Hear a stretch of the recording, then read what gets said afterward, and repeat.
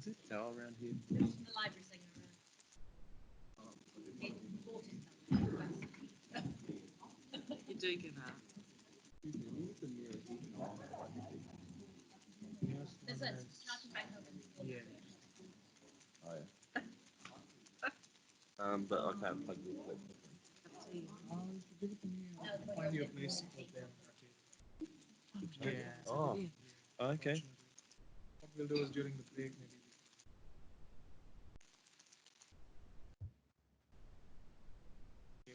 Okay. Okay. How low are you? 22%. I'll get through to break probably.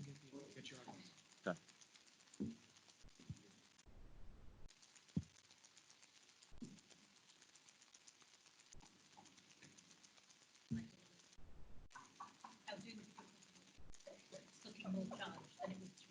Oh, it was the internet. And yeah, at the office, was that at home? At the office. Yeah, no. I just was bad. I was the only one at the office, but it just. Kia ora tātou. Welcome everybody to our Committee of Council meeting here in the Elwood room of the Conference and Function Centre. To those down on the South Island, welcome. No, that's you, Councillor Dennison. Oh yeah. Oh yeah. Yeah.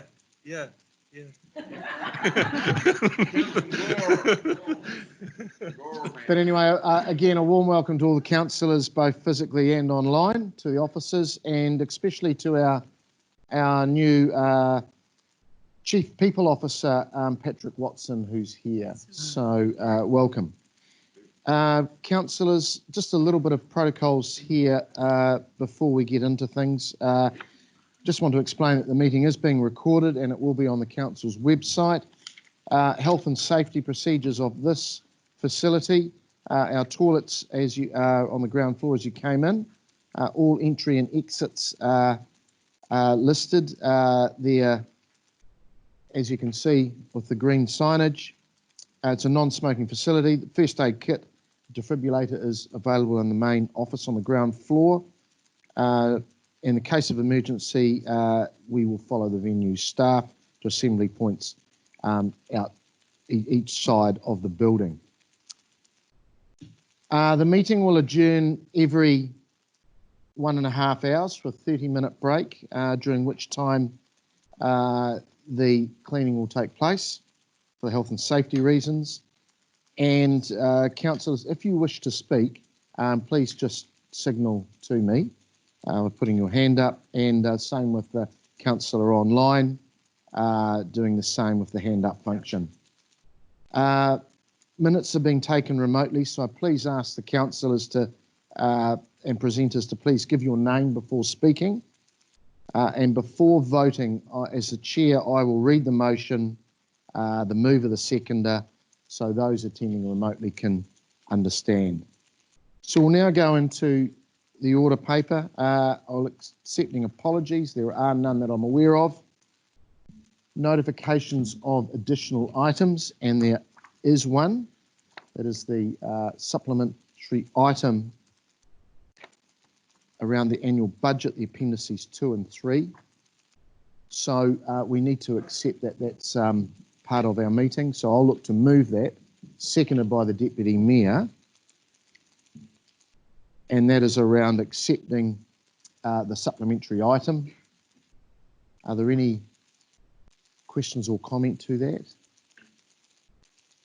There being none, so we'll look to vote. All those in favour? Aye. Aye. Against?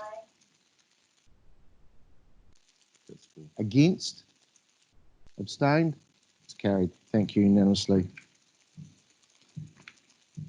Right, we now move to number 2, which is declarations of interest, if there are any.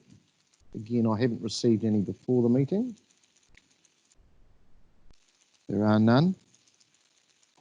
Public comment, again, I haven't received any. There is none. And then we go to page 7, which is the confirmation of the minutes. And that the committee resolved that the minutes of the Committee of Council meeting of the 8th of May 2020, Part 1 public, be confirmed as a true and correct record. I'll look to move those, seconded by the Deputy Mayor. And if you are, sorry, one thing I should have said, if you are wishing to speak, put your hand up and then turn your microphone on. So are there any matters arising from those minutes? There being none, again, we'll do that with all those in favour. Aye. Aye. Against? It's carried unanimously. Thank you. Right, we'll now bring in the supplementary item before our annual budget, because it does affect the annual budget considerably. So we have appendices 2 and 3. It's a memo from our CFO, Stuart McKinnon. It's around our proposed capital carry forwards and amendments to the capital expenditure programs. Stuart, would you like to speak to this? Yep, briefly on this one. Hopefully my microphone's working. Quite weird because I can't hear it through the speakers. I can only hear myself speaking. Put your hand up if you can't hear me. So the purpose of these appendices is we took a really close, hard look at our proposed capital program. Is it working? Okay. And obviously, with COVID hitting during the month of April and May, that's put some reasonably large delays in the program for the current year. And I guess we're cognizant of the size of the capital program in total, because it would be crazy to budget for something that was not achievable. And there is, I guess, challenges within the city around contractor availability and deliverability, and under level 2 rules, things move a bit slower, and nobody really knows what that looks like. So we've taken a really hard, critical look at what a realistic capital program looks like and what a realistic carry forward program looks like. And so that is presented to you with the reasons why we think either the Appendix 2, is the carry forward requests, why we're requesting that to be carried forward. Appendix 3 is those capital programs that were in the draft plan that we're now proposing as a result of COVID and as a result of achievability that we no longer budget for in the 2021 year. Some of those may be deferred for conversations in the long-term plan, and some of those may be dropped completely. So that's what's in the appendices, and I guess we're seeking your approval for those programs to be budgeted as they're listed in the appendices.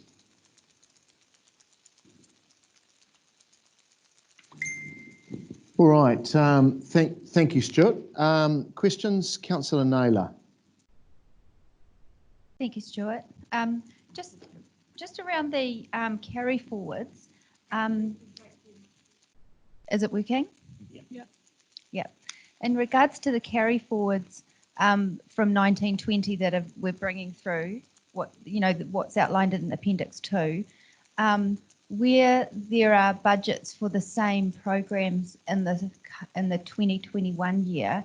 So would we assume that the total of both items is what carries through to the 2021 year? And further to that, has there been any consideration of whether the 2021 year amounts for those programs is appropriate, or whether any of that should be deferred? The answer to that's a hybrid answer. So we definitely looked, we are talking at programs of work where there were similar budgets year on year. We've definitely looked hard at that and tried to avoid, I guess, what you describe as over budgeting by carrying forward and having the similar budget going through. So that work has definitely happened. The original carry forward proposal was much higher than that. It's been reduced because we're avoiding that. But there are some, I suspect, and I couldn't tell you the exact examples without going through them, there'll be some where that sum of money is thought to be essential and required, and therefore we've asked for a bit extra. But certainly the exercise has been done by the guys, Tom's team, to make sure that we're not, I guess, what you described, double dipping.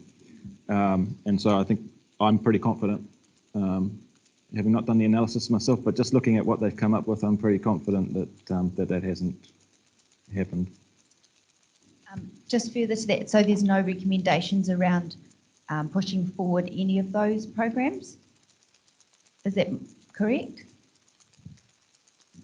Sorry, I'm not. So the 2021 programs. Yep.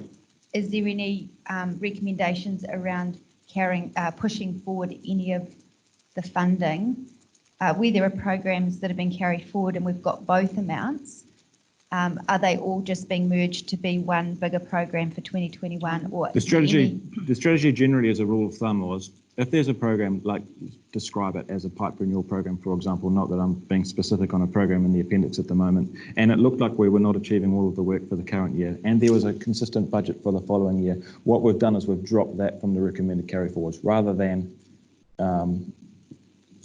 reducing the 2021 budget, for example, we've suggested that we don't carry forward the current year's budget and leaving the 2021 budget intact. Okay, thank you. Councillor Johnson.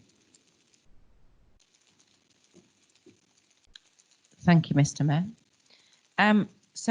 Just some questions on the carry forwards, first of all. So on page 5 of Appendix 2, under the carry forwards, there's quite a lot of growth projects that have been zeroed out for the carry forward. So is that going to have an effect on our ability to continue with those growth programs going forward if we zero them out? So that's an example of the type of program Karen was just asking about. So some of those programs, Whakaronga Growth Installation of Water, for example, there is a program in 2021 for the same piece of work. And so what we've done in that example was said we won't carry forward the 1920 amount because there is budget available for that growth works in 2021. Now it's fair to say it's been reduced slightly because historically we've probably budgeted a bit high in that area, anticipating growth that's never occurred. And those we've been describing to you as what we call the at-risk projects when we do the quarterly reports, because they are dependent on other activities happening before we spend the money. So I guess just to give you some assurance that while we're not requesting that those growth ones be carried forward, there is some budget next year for that work. Okay, so I just wanted to be clear about the implications of zeroing that out now, Yep. what effect it would have. Okay, thank you. The other one is about the specific project on page 8, which is the Monrad Pencarrow roundabout.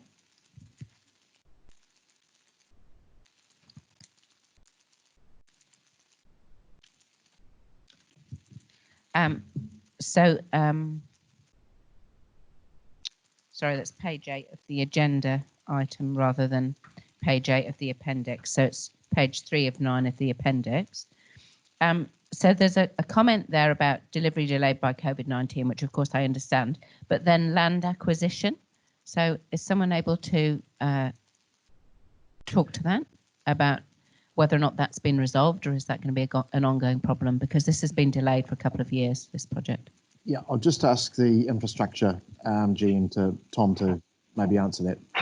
Yeah, the land acquisition is currently underway. I might get Robert, who's online, to just actually give us more detail on that. Robert, are you there? I am here. Yeah. I can confirm that as part of the roundabout project, we have to acquire a small triangle on each of the 4 corners to enable us to construct the roundabout.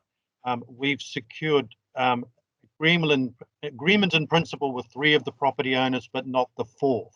So unfortunately, each agreement is conditional on reaching agreement on all 4 property owners. So yeah, we're still working through that. So that's essentially the hold up, and that's taken a number of months, didn't really progress during lockdown. So we've had to resume that process now.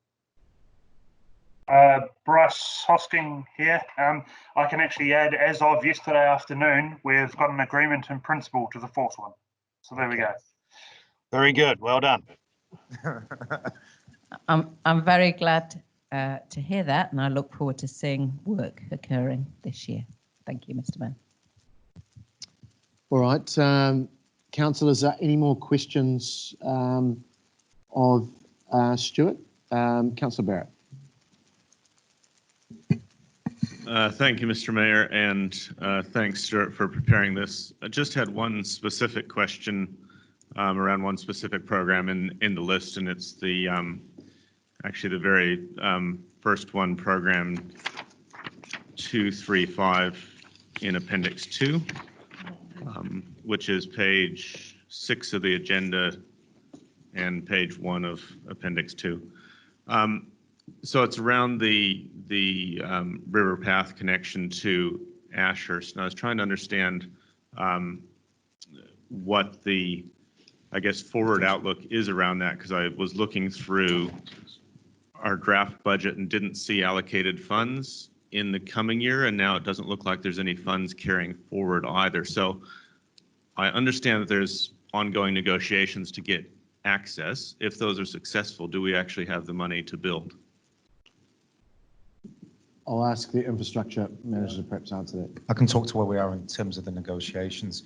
So currently, we have approval from all the landowners save one.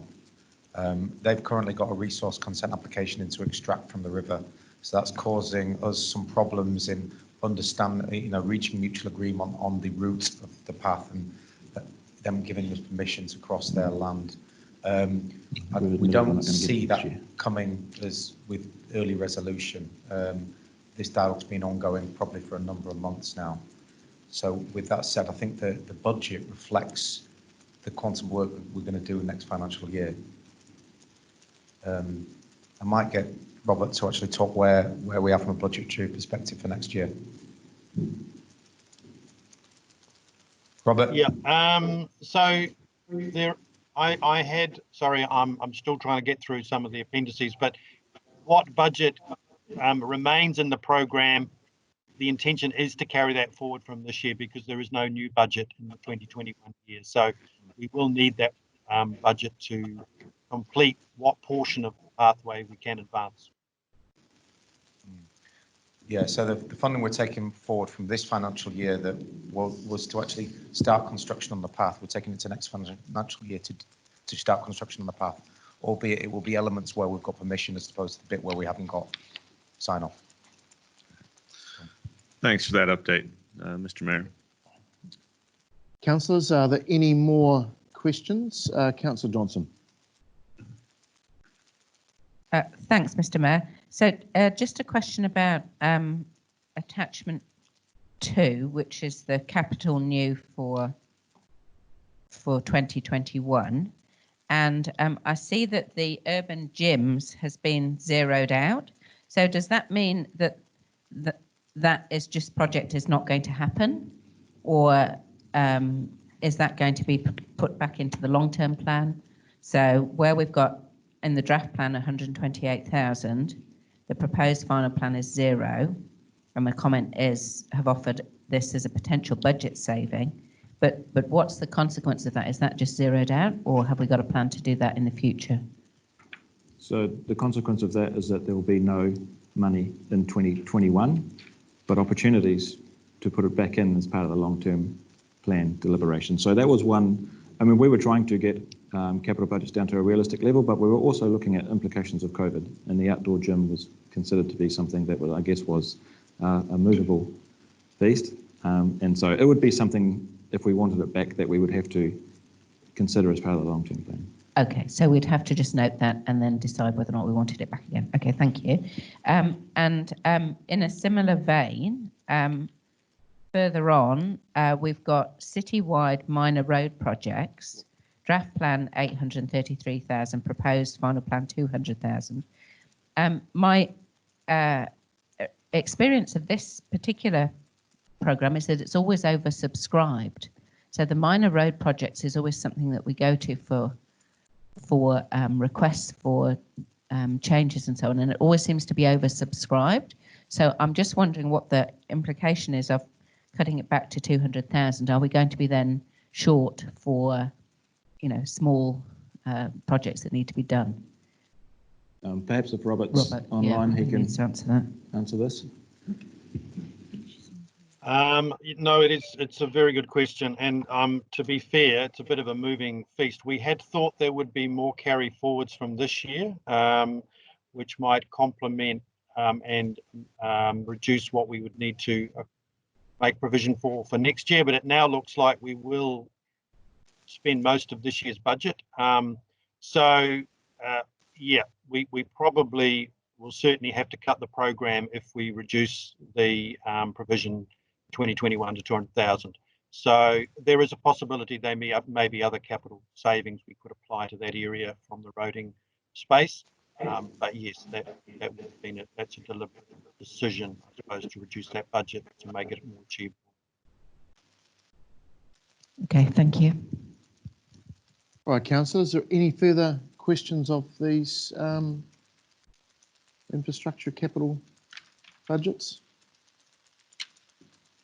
Okay, they are pure infrastructure, certainly when you look at the proposed programs for 2021, lots of waters, transportation, safety improvements, parks and reserves. So thanks to Tom's team for putting that together.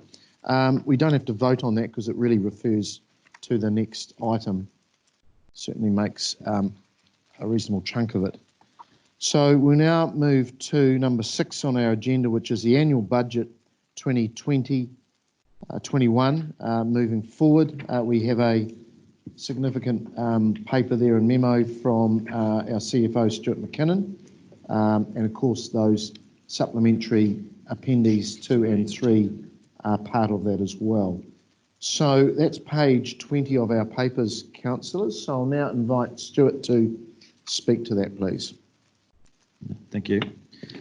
I'll try not to speak for too long, but we'll just give you a bit of context and I guess some conversation about what we're hoping to achieve from today. So clearly this is 2021 annual budget deliberations, and I'm not in control of the presentation, but Sarah hopefully will be prodded every now and then to change the slides for me. But I'll talk without the slide anyway because the next slide's not that important. But really the purpose of the meeting is to have our elected members agree on some changes to the numbers in the draft plan so that we can put together a final annual budget for deliberation at the end of June, 24th of June meeting. So what we're hoping to achieve today is some direction from you with some decisions around budget changes and as you're all aware, there's reasonably obvious reasons for that. Now, the draft budget that went out for consultation was a pre-COVID budget, and the world has changed as we know it.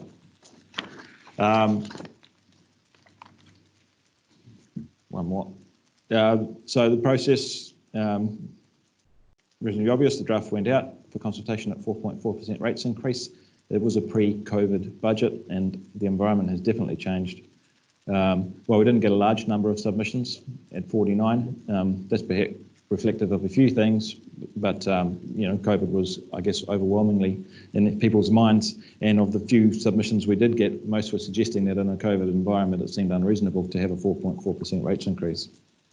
So changes to the 2021 budget are now being recommended through this report to reflect the new environment.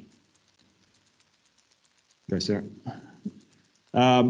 So revenue effects as a result of the COVID pandemic.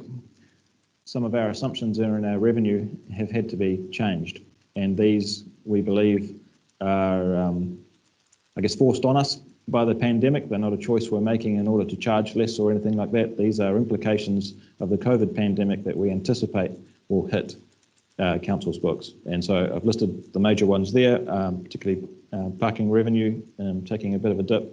The airport seems unlikely to give us a dividend in the new environment. Venues such as this, an arena, without the opportunity to host more than 100 individuals, you know, their business is severely restricted, and so there'll be a reasonably large impact on their revenue with some corresponding cost savings. We think in the consenting area there will be a slight slowdown. We did, I guess, in the 2021 budget originally anticipate quite a large increase in consenting revenue, and effectively we've taken that large increase off and left the consenting budget the same as it is in the current year, pretty much. Some smaller ones around environmental, liquor licensing, food licensing and the like. The library obviously not able to hold the number of events it used to and the number of people. We suspect that will have a small impact on their revenue. And then sports fields, for the same reason, sports are not really happening at the moment, and there is some pressure around the use of those sports fields, and so we suspect the revenue might be down there slightly. Total impact from a revenue perspective, $3.9 million anticipated. It's a reasonable chunk of our non-rates revenue at 13%. So what have we done about it, I suppose, is the next question. And so just talking briefly through our expenditure response. So we've looked very hard at budgets. And as a response, we've recommended some reasonably large reductions from our perspective of around $4.6 million. And you can read the slide saying that's a 4.3% reduction in operating expenses so far. I guess the thing I want to make clear to the room is that these haven't been easy. And so it's going to be a relatively difficult year for staff to try and deliver the same level of service without the same resource that they originally had budgeted for. We think it's achievable. If we didn't think it's achievable, we wouldn't have recommended it. But just to let you know, it hasn't been easy. There hasn't been spare fat sitting around in the budgets where we just say, oh, well, we'll just give them some fat and they'll be fine. This is genuine cuts into, I guess, the availability of resources for the chief executive to be able to perform her role. And so I just wanted to kind of make that clear, I guess. Any thoughts that this isn't going to have an impact on the staff and the team and the I guess, way we can deliver our services? That's not the case. This is not easy. We did the easy ones before we presented the budget to you in the first place, way back in November or something. Thanks, Sarah. So those changes that we're recommending are currently listed in Appendix 1 and 4 of the report that went out. Some of the bigger suggestions include a reduction in salaries and wages budget. That's made up of two components at the moment. The big one being, I guess, a 2.5% across the board reduction in that budget, and the others being something, I guess, a further reduction of $125 without getting specific about what that's about. Our venues has some corresponding cost savings to the revenue, so some of their costs are quite variable. And so the net effect of the venues is around $600,000 as we take 737 costs out. Building planning services are in the same boat. I guess they upped their resource thinking that their work level would up. And so as their work level was anticipated to reduce, we've managed to reduce their costs somewhat as well. But the net impact from those building and planning services is still around a $400,000 reduction in revenue. And one of the, I guess, things we've done in response to the COVID pandemic and in response to the expenses having to be reduced in order to give a palatable rates increases, that we've taken an across-the-board cut on our inflation assumptions on everything. And that's about $840,000 at the moment. Now, we're not, just so we're clear, we're not anticipating zero inflation. That's happened historically in this organisation in the past and got us in a bit of a pickle. It's just that the Treasury advice and the advice we're receiving is that inflation expectations for the coming year are much lower than what were anticipated pre-COVID, and so we're reflecting that. This is really hard to read, so apologies, but elected members were emailed this. I'm further away than most of you, and I can't read that at all. So this is the revenue and expenditure statement. We did email this to elected members last night, and I printed it out. I think I need glasses because I'm having trouble reading my own. So we could perhaps slip over this, but I guess it was just to kind of give you a broader perspective about what we're looking at, where those revenue losses have really hit in terms of the P&L, and where we've made a response in terms of the operating expenses.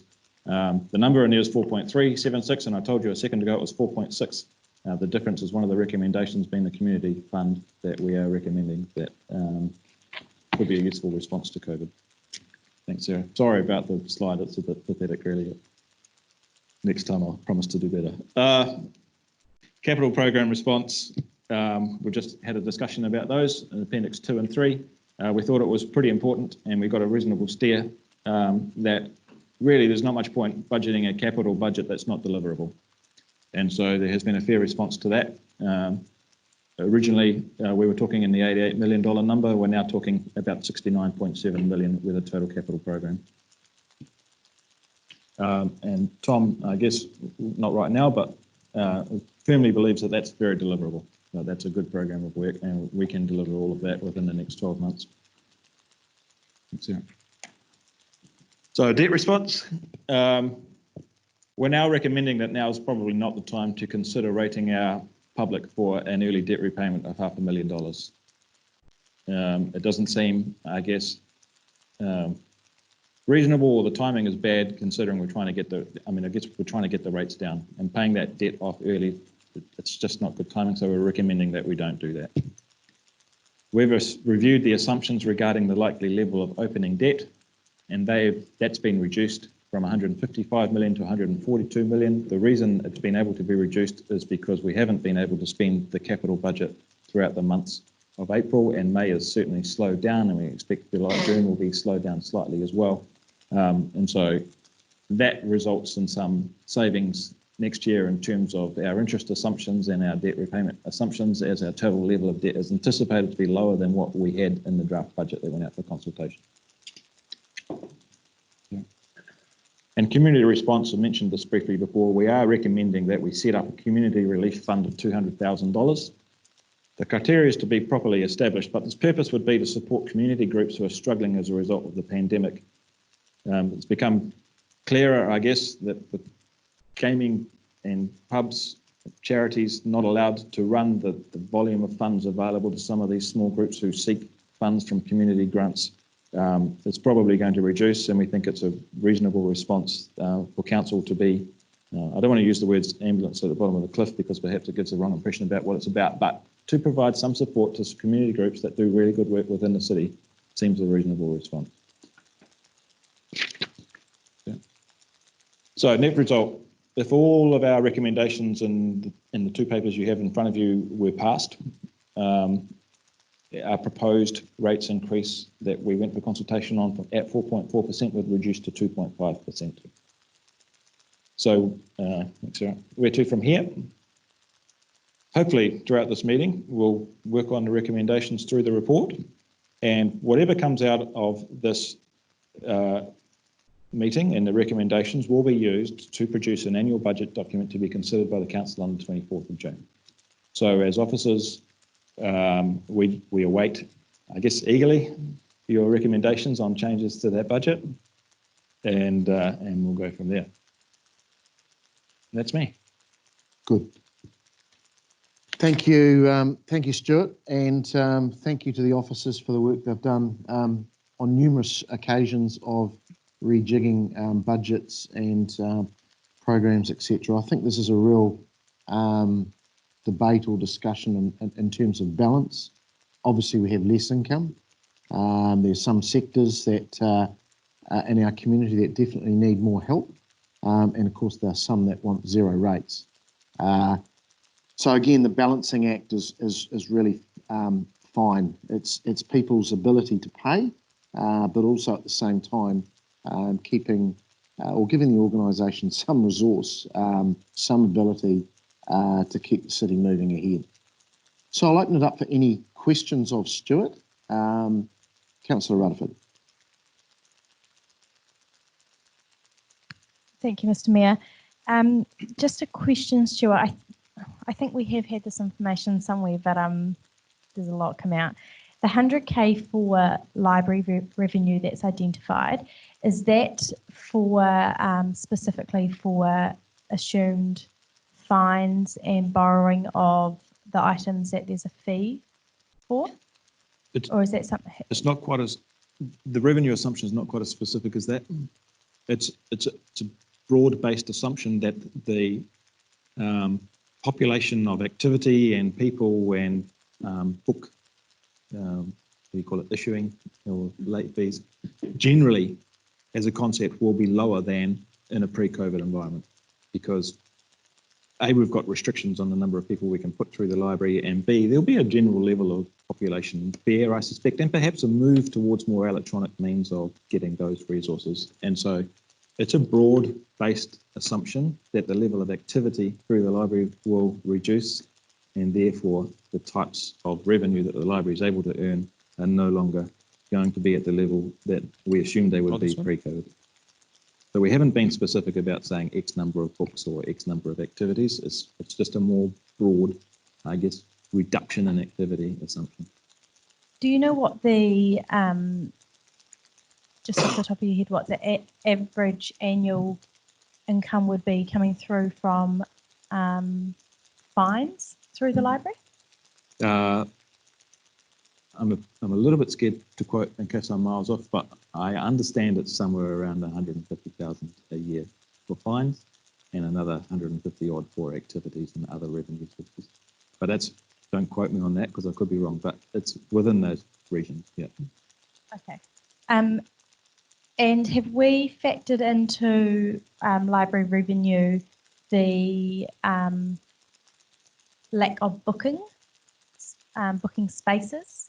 I know that some groups pay a small fee to book various rooms or spaces, events areas at the library. Is that included in that? It's fair to say that my original answer to your first question probably answers that one too. We haven't been that specific. We've just done a broad-based activity assumption and I guess work required to define which areas that belongs to. So we haven't gone down to that level of detail. Okay, so the reduction of the 100K is maybe more of just a guess of what could be coming out of the library space. That's a nice way of putting it. Yes, to be honest, it is. It is a guess because we've never been through COVID before. Sure. Nobody knows what the impacts are going to be, but it's I guess just a reflection of the fact that we believe the activity is going to reduce and therefore the revenue opportunities are going to reduce with it. Okay, and just a final question is, if we were to look at permanently removing fines from the library space, what would the impact of that be if it's around 150K roughly, appreciating that that's not a solid figure because that's just off the top of your head, but what would the impact of that be? So the assumption we made around library revenue was a third of the revenue opportunities have probably gone. And so if you were to, I guess, do the math roughly in my head now, having just got the question right now, and fines are roughly 150, you would assume that 50 of that we've assumed in the 100 number. So you're talking another 0.1% in library fines that you would get rid of. Okay. And is there anybody online who could comment on what the impact of potentially removing fines, what that could do for our community? For the service. I don't know whether Linda or someone from the library team's online. Oh, is Linda Moore maybe online? Linda's not here, but this is Joanne Ransom from Dev. I'm a librarian in a previous life.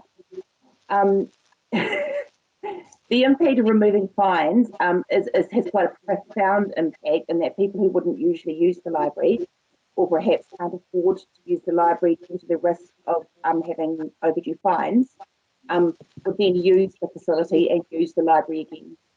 So there is a trend throughout the country for libraries to remove rental fines, overdue fines. Thank you. Can also, it's Chris Steinberg here. I can also comment the annual fines income from all libraries is about $180,000. Thank you, Chris. So you're a bit light, mate. All right, Councillor Harpenter. Thanks, Mr. Mayor. Thank you, Stuart. Am I on? Can you hear me? Can hear you. You can. You can? Yep. Okay. Just want to talk about the expenses and looking at the venues when you talked about the 787 that you were taking out of venues and the 600 taking out of building costs. Just wondered what that was made up of. Was any staffing in there? And I don't think it was because you had another figure for staffing overall, but what was those two figures made up of?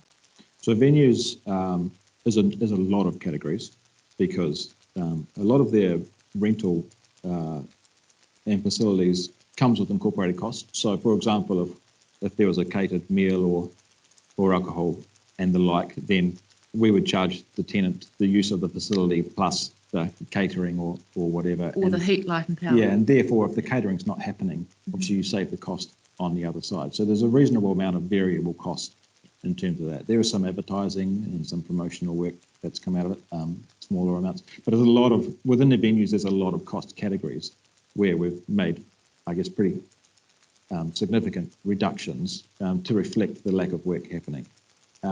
There is some, I guess, temporary help that you have when you run big events, and we generally get temporary help from individuals or companies, and so that's been removed in terms of those things as well. And so within the venues, it's really that variable cost around holding events that's gone. So electricity usage and equipment hire and the like, we can move that from the cost side of the equation. And so it's not permanent staff and salaried staff. That's not included in that number. In the building services side, it's almost entirely in consultants. We've always struggled to staff those areas and get the specialist help we need. And we spend a lot of money, as you're probably quite aware, on consulting support to process those things. And so I guess in terms of next year's budget, we've made the assumption that we're going to try and staff that rather than use consultants. And so those big reductions in building is really reflective of the activity. And we're desperately keen to drop consultants and keep staff. That's Just a question for the Chief. Thank you, Stuart. Just a question for the Chief Executive. Probably in the building services area, just making sure going forward that we don't drop our service level in that area, because it is a hard area to service going forward. Well, ideally, in a perfect world, one would not want to drop our levels of service, but I cannot guarantee that. Thank you. Thanks, Mr. Mayor. Councillor Johnson. Thank you, Mr. Mayor. Thanks, Stuart. I do have some questions. So the first one is around the Appendix 1 changes that you proposed. And there's a proposal to extend the ERP rate funding from 5 to 7 years. And I wonder if you think there's any scope to extend that further, to have the repayment period over a longer number of years to reduce the rating impact in this year. Yeah, so the reason we did extend it from 5 to 7 years is really purely a COVID response and aligned with the life cycle that we expect the software to last for. And so 7 years seemed reasonable that we wouldn't replace it within the next 7 years. There is, I guess, scope to do whatever you like in this space is a short answer. From my perspective, a couple of caveats around that. I think 7 years is a good number because it's a good lifespan for a software system. I think if you extend it to 10 years and in year 8 or 9 we decide that it's no longer fit for purpose, then we're paying for something that we don't have, and that's, I guess, philosophically not quite how we want it to tie up. And I guess the other thing is to extend it from 7 to 10, the level of rate savings. I haven't done the exact maths, hopefully Grant's having a look at that now. Might not be in the region of savings that you're looking at there, because proportionately it's a lesser saving. And so yes, it's possible is the answer. Your call. Okay, thank you for that. Now, in terms of the reduction in salaries and wages that you've noted in Appendix 1, I'd like to have, and I know this might be difficult to answer exactly, but I would like to have an idea of the consequences of that on staff. So is that likely to be resulting in, for example, significant numbers of redundancies or salary cuts or wage freezes? I just want to know the consequences for the people working for council rather than just seeing a line on a piece of paper. And I know there's employment issues around exactly what you can say, but I do think we need to be aware of what the consequence of this is before we decide that it's okay or not. I was just staring at Heather and saying, should I answer this or should she? And I suspect that both of us might help to answer this. So what are the consequences? So within the 1.15 million that we're suggesting in terms of a major reduction, at this stage, there's no plans for that to mean redundancies. But I guess I would say the big difficulty is it makes it difficult to retain and attract good quality staff if you, I guess, there's no nice way of saying, have nothing to offer, right? And so in a post-COVID environment with government money flying all over the place, particularly in the contracting and engineering space, those staff that have skills, and it doesn't take a rocket scientist to figure out, are going to work for organisations that value their skills. And so I guess from our perspective, there is a risk, and when I said this is not going to be easy, that if our staff are being treated in a different way to other organisations in other places, then I guess there is a risk that we're going to struggle to keep and retain our skilled staff. And so that, from our perspective, is a risk. One we're willing to take because we realise the environment that we're in. I don't know if Heather wants to add to that. Except to say that I again, a similar answer to Councillor Harpeter, is I couldn't guarantee that there won't be, because we need to work within a budget. We need to understand market conditions. We do need some wriggle room. We do, and we are getting and have got a reputation now of attracting good people. And as Stuart said, good people will be in demand, and you see over any recession that that does not change. And as Stuart has said, there will be a lot of activity, and people will be, and other organisations will be looking for staff. And that is one of my biggest concerns of this budget, is that we need to have, which is why we haven't gone no increases or freezes on anything, because we do need some wriggle room in those conditions, because we don't know what we don't know. And we are always wanting to operate an organisation that is efficient, that is providing the best value for money for our ratepayers. So we need to look within our organisation and make sure that we are operating efficiently. And that goes in post-COVID times and pre-COVID times. And that's something that we've certainly been doing over the last few years in terms of how we've transformed the organisation. So I wouldn't sit here and rule anything out at this stage. Okay, thank you. And then there's some questions on Appendix 4, if that's okay to continue. So, yeah. So on the first page of Appendix 4, against Winterfest, so there's the present budget of 40,000, and it's proposed that occur in May 21, and the May 2020 event has been cancelled. I'm just questioning the fact that there's no saving identified there, because would not the May 2020 event funding still be available to fund the May 21 event? And therefore, so if we haven't had the event, which we haven't in May 2020, could we not use that funding for 2021, if you follow me? The answer to that is because of our financial strategy, and we don't carry forward operating expenditure or operating programs. And so because it's an operating program, we haven't proposed it as a carry forward. And so, I mean, theoretically, I understand what you're asking, but in reality, in terms of what we put through in a budget, we're not carrying forward any operating expenditure. Okay, so it's just a saving for this year. Yeah. Okay, right, I understand that now. Thank you. And then on the last page, page 4, around the sports fields, the original budget had included an additional 250,000 for an increased level of service for sports field renovation. I see there's a proposal of a reduction of 100,000. I'm wondering what the implication would be if we propose to reduce the full 250 this year, rather than just reduce it by 100,000. I mean, I guess sports will have to speak to this. Okay, I'm hoping Kathy Devitot is online, perhaps. She's not. No. Hi, Stuart. It's Jeffrey Snedden here. Kathy is on leave today.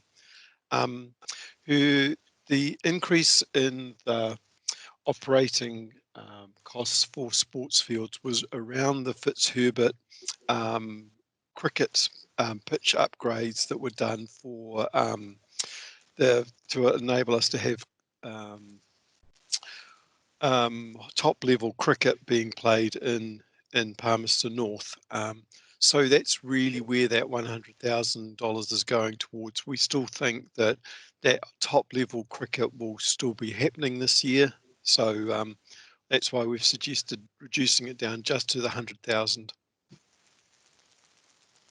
Okay, thank you. That's helpful.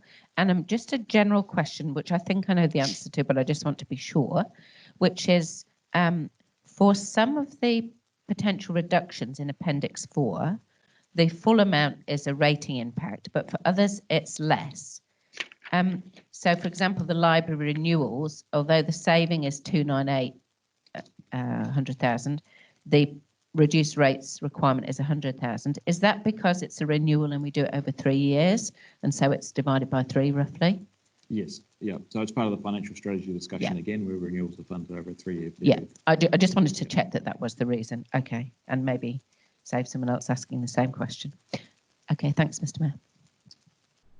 Thank you, Councillor. Can I just ask a question on the staffing? Because it wasn't probably, I'm just not sure if it has been answered. Public service versus private service. Public service in tougher times, there's more job security. GFC, share market crash, being more private jobs shed than public jobs. So is that a factor as well? I mean, I'm happy to answer this. He was reaching for a microphone. Maybe I should shut my mouth. But I should not. I think it's a fair point to say that in really critical times that there's certain benefits in working for a public sector organisation. Yeah. Absolutely. So the security of job security is probably one of the reasons stronger in the public service. I think the reality is people are happy to accept a slightly lower salary because I think you'll find that public sector salaries are probably lower than the private sector. Yeah. And part of the reason for that is the job security. Absolutely. Cool. That should be put into everybody's back of their mind as well. Councillor Naylor. Thank you, Mr. Mayor. Thanks, Stuart, for all the information and the additional information. And I think many of my questions have been answered through emails over the last couple of days, so I appreciate that. Just my only other questions really relate to the revenue and expense statement that you've sent through, which is really helpful. Thank you for that. Under the operating subsidies and capital subsidies and grants under capital revenue, there's an additional 1.3 million there, going from 6.9 million to the 8.2, which is great. What's the reason for that increase? I'm smiling, and he's smiling, because I asked the same question yesterday before I sent it to you all, because it didn't make any sense to me either. But the answer is, the reason is that a lot of those carry forwards are roading projects, and they come with NZTA subsidies in addition. And so I think just about, if we look at grant, just about all of it is NZTA additional subsidies for those carry forward capital programs. Okay, thank you. Well, that's always good news. Further down, I guess, acknowledging the comments that you've made about the hard work that's gone into bringing the expenses down from that 107 million that was previously budgeted to what's 102 million there now. I just want to clarify, so that 102 million expenses, that's assuming that all of the items in Appendix 4 are supported, is it? Yeah. So what we did to put that revenue expenditure statement together was to look at everything that's in the paper in terms of capital and operating expenses. So it is Appendix 1 and Appendix 4 all assumed that if we included all of that, that's what the result would look like. So I guess from my perspective, I do it round the other way as well and compare it to the 1920 budget and also the 2021 LTP figure, which both of those amounts were around 98.5 million for that expense line. So whilst it's certainly a significant decrease from our pre-COVID draft budget, it's still about, a bit over 4 million more than our LTP and our last year's budget. So I'm just wondering if there's any simple way of being able to explain that increase, because I guess as a percentage, it is about a 4% increase of expenditure. Yeah, so I can fix 3 of that straight away, because there's an ERP program in that number that you haven't seen before, and it's 2.9 million, and so that's most of it. There's still 1% inflation adjustment on the rest of the expenditures. That's the rest of it. Yeah. Okay, and just coming to the salaries and wages that was being discussed before, and thank you for that specific information that was provided this week, which is really useful to have an understanding. The shift in the remuneration budget from the 19-20 year to the 2021 year still does, even after all the reductions, still does appear to have about a 3.7% increase there. And I guess just given the conversation, the questions and the answers that have already been taken place around not being able to rule out redundancies, etc., I'm just wondering if there's any further clarification or context you can give to what still remains as a fairly comfortable increase, I would have thought, in that remuneration area. Yeah, I guess if I was to put some context around that, is to say that the levers available to the chief executive to deliver her levels of service are variable, I guess. And you employ the chief executive to achieve certain outcomes, and in the way that we've chosen, I guess, to budget for next year and achieving those outcomes is to have more staff on the permanent payroll and less costs in areas such as consultant and giving the money out to external organisations. And so a big part of that increase is in the wages side, you'll see, and that's because we tend to pay a reasonable amount of money for what we call temporary employees. They'll come and help pick up rubbish bags and do the sorting on the line and that, and our chief infrastructure officers made the call that next year that's not a great way of operating and we should employ these people permanently because we've handed so much money to recruitment agencies that this seems inefficient and ineffective. And so I guess, I'm trying to avoid the assertion that salaries and wages have increased and therefore we've fattened the cat, because we haven't. There's been levers pulled in either direction. And my previous answer, in terms of the 4 million operating expense, 1% being inflation and 3% being an ERP replacement, says, well, we actually haven't increased costs at all. And so while it looks on the surface of it, if you just look at wages and salaries like there's an increase there, you need to look deeper in that, I guess, in terms of the resources used around temporary employees and consultants and contractors and the like to get a picture of the overall budget. And so, I accept the question. It's a good, reasonable question. I guess I'm confident that our answer is there's not that there. There is some new positions and new things we think need to happen. It's not to say we weren't spending that money necessarily already. We were probably spending it in consultants. And so the call's been made for next year to employ more staff and do things ourselves. And that's why the budget is like it is. Okay, thank you. That's helpful. Just two more questions, if that's all right, Mr. Mayor. Just regarding the $500,000 budget item that's around positioning the organisation for enhanced performance that was identified and consulted on. I'm assuming that those would involve positions that are yet to be filled as opposed to ones that have already been filled. Am I correct in that assumption? One of those positions has been filled, and that's in risk and resilience. And I actually took that decision because I believe that it would be inappropriate. I mean, it's an area where we have been very light, and I believe extremely vulnerable as an organisation in terms of our planning. And there's no way that I would want to go into another situation that we have been in over the last 2 or 3 months without dedicated resource in that area. We had to scramble. We had consultants in that area, and we have filled that position. Some of that money, if you like, is in part of the whole pool of wages and salaries. And some of those positions, health and safety manager, for instance, is another one that I believe is vital to the organisation. And there's various ones like that. What we have chosen to do is have a bulk, if you like, money and then a bulk reduction that gives us some flexibility where those roles are absolutely appropriate. By the way, that position has been filled by an internal staff member. Thank you. And just final question, which is a fairly small item on Appendix 4, if I can actually find it.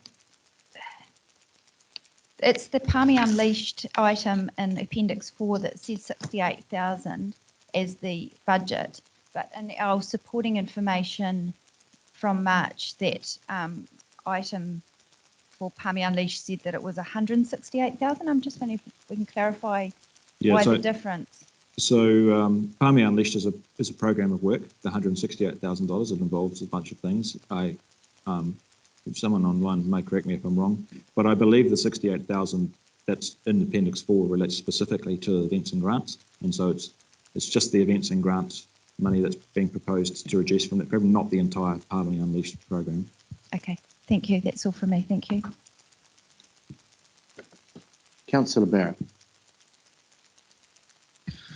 Thank you, Mr. Mayor. Just two questions that I had, Stuart. The first one was around your presentation. So you got us through to the end of that, and if I recall correctly, you said 2.5 is where we sit.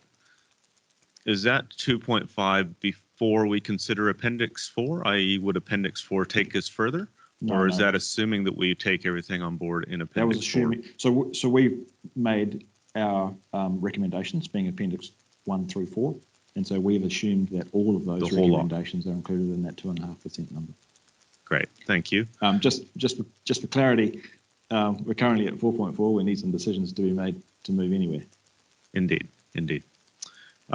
The second question was just actually around this transformation area. And I don't know if you or others want to pick it up, but the information that Steve Patterson circulated on 8th of May had a reference there to budgets, adjustments in the budget model.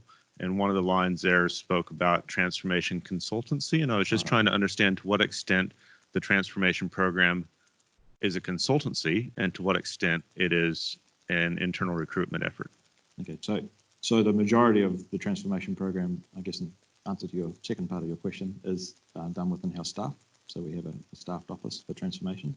The $30,000 in consultancy that you talk about is actually a specific thing. So we were going to have an offsite wider leadership team day away, and we were going to have consultants run it. And I guess as a COVID response, we've decided that we're not going to do that now. And we'll run it ourselves. Right. So there's no, in your outlook, there's no further consultancy requirement around that program. No, the $30,000 that's been put forward is just one specific event that we're saying we won't fund through. The original plan was to use consultants to run an event with a wider leadership team and an offsite thing. Yeah. And we said we're not going to do that. That's a specific response, I guess, in terms of getting costs down. The transformation program itself is almost all entirely staffed, but it does have a little bit of budget for extra things. Well, it did have, sorry, I should say, a little bit of budget for extra help, and so we've removed that. So we proposed to remove that. So looking ahead, are there plans to continue to engage consultants around the transformation area? Or I guess that's what I'm trying to understand is what the future outlook there is for that budget and how much of it is still allocated around consultancy, if any, and how much of it's allocated around the recruitment and other programs that are intended.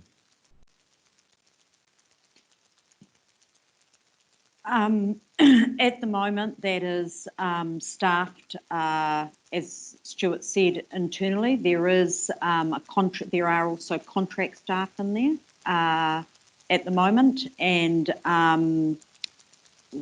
what we do in terms of that long term, I can't give you any answer at the moment that may jeopardise anybody's employment relationship in this organisation.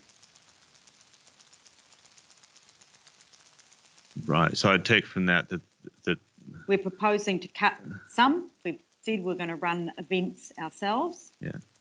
From that perspective, everything else at the moment is internally supported. Through either through fixed term contracts or through permanent appointments. Thank you. That's clear. Mr. Mayor. Councillor Beattie. Answered. Thank you. Councillor Bowen. Thank you, Mr. Mayor. A couple of specific questions on line items in Appendix 2 and 4, so probably for Stuart, but might need some dialing in people. A question on Appendix 2. Councillor, can you just speak up a little bit, please? I'm close to my thing. Appendix 2, line item 213 about cultural facilities. It was just a question for clarification as to which cultural facility we were talking about there, with a reference to the heritage work had been done, but obviously we have many cultural facilities, so I wasn't clear which one that was. Hopefully we have somebody online that can help with that. Yeah, Bryce Hosking here. I can speak to that. One piece of work we were doing in the current financial year is exploring, we're looking to build a new carport at Acacia Birch. But obviously, given the nature of the building, we want to be ensuring that it fits all of the heritage and elements and things along those lines to make sure it fits, I guess, well with the facility and doesn't look like we've just tacked it on. So there's quite a bit of work that had to be done in that space this year, which will enable us to actually physically build it. Okay, thank you. My second question is probably also in your area, Bryce, if you want to stay on. It was a question that came to mind reading line item 203, which was about the library work and lease renewals. And I'm anticipating that the lease renewal mentioned there was for youth space. So just a question really of, in this current time, have we looked at being able to not lease other buildings and bring some of those functions to within council's own property portfolio as a way of cutting some costs there? Not specifically youth space, but that's what triggered the question for me.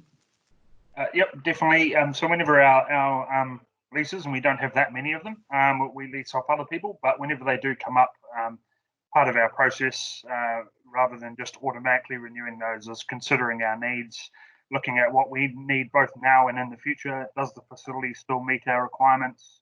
How is our relationship with the landlord? Are they coming to the party and doing the work that we need them to be doing?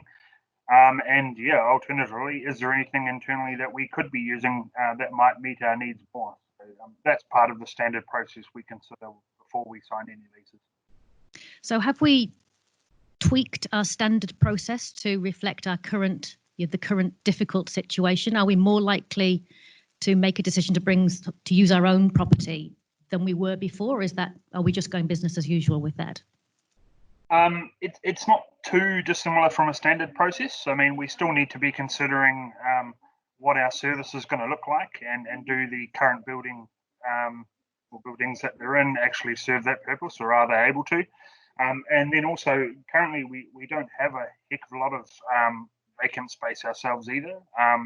So yeah, we just always need to be balancing that up, and that hasn't changed too much from the COVID instance, but definitely something we need to be considering. And if the landlords are looking to give us rent increases and things along those lines, we need to be making sure that we're very prudent in that area and getting alternative valuations and things along those lines. Okay, thank you for that, Bryce. My further questions are to do with Appendix 4, which were the further budget changes, and some of these I have canvassed through the replies when these were first emailed around. But one that hadn't come up, the Mayor and I heard last week that National Young Performers Awards has now been cancelled for this year and moved to a mega event in 2021, where they're going to effectively combine 2 years of events. So I'm wondering what the impact of that is on that budget line. I'm hoping someone online can answer that. I know, it's like that seance thing again we're doing, isn't it? Can anybody speak to that? Is there anybody out there? Sorry, Rachel, it's Sasha here. Can you just repeat what the question was, please? Sure. So National Young Performers Awards, which was still in the budget, we heard last week has now been, I don't want to say cancelled. The event for this year has been cancelled, but they're amalgamating it with next year's event. So what does that mean for the budget line as currently included in Appendix 4? As it was a recent decision that has yet to be considered, it is an opportunity to save those funds and reduce the operating expenditure for this financial year. But ultimately, we would expect the financial support to remain the same on a per annum basis. Yeah. So Stuart, you can't see Stuart's face. It's quite interesting because I need to stop doing that. Yeah, I suppose my question is, we don't, as already said in response to Councillor Johnson, we don't carry forward operational expenses, but here we have is operational expenses over 2 years, which isn't going to happen this year, but I'm assuming they're going to ask us to roll it forward into next year. I think I'll probably answer that, and that we would have to look at that when the proposal came, and it would depend on what it was. I mean, you know, a lot of what we're assuming now, we're making assumptions around revenue that we don't know what we don't know. So when we're in the environment where we might be able to put some more money into it or whatever, but at this stage I couldn't guarantee that, and I would be reluctant to want to put that budget up at this stage. And I suppose, bearing in mind this is a very recent change, this might be the kind of thing that it tweaks again before the June final sign-off. Is there scope for that kind of discussion before June? I think it has to be assessed within the context of the full events budget expectations. Okay, I'll leave that one there. We'll maybe see where it goes. And it's not a huge amount of money, but you are right. It's just a very recent decision. I did 2 more questions on Appendix 4. One was the Massey Arts Fund. Again, not a huge amount of money. 10K we were proposing to reduce. I wondered if we'd had any conversations with partners involved in that about the implications of taking that funding. Hopefully someone online can help with that question. Joanne Ransom, no, we haven't. We haven't had any discussions yet. Okay, thank you. I'll probably come back to that one in comments. And the Arts Events Fund, there was a proposal, which is the age grade funding we put in just a couple of years, last year, in fact, a proposal to entirely take that fund away. And the question I'd asked in the emails but hadn't had an answer to was, why was the Arts Event Fund, the age grade fund there, being targeted when we've not looked at the Sports Events Fund, which does the same thing? And I think the answer to that was that's because that's a contract with Sport Manawa 2. And so my question is, can we look at sub-elements of contracts? If we're taking a principled decision that events aren't going to happen, why would we leave funding that's outside of council but cut funding that's inside of council? Could I answer that? Because I've had a discussion with Sport Manawa 2 yesterday on this very subject, just to try and get a little bit more intel. Some of those events that you talk about, Councillor, are on the cards to being held towards the end of the year, and they will be, those national sporting organisations will be looking to us for some level of support. It's a more competitive space now, so we have the likes of Tauranga hot on our heels, other regional cities, Hamilton, and of course the metros. Yeah. Just to give councillors an understanding, this is a $13 million economic calculator to us. So it supports our accommodation sector hugely, which has been decimated. So if you want to cut that 100,000, you are cutting quite a lot.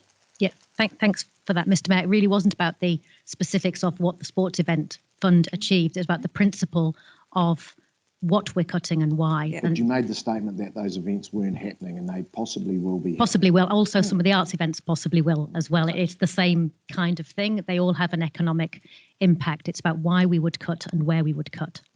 So can I just answer, I guess, from our perspective, from an officer perspective, is we've made recommendations on things that we can do.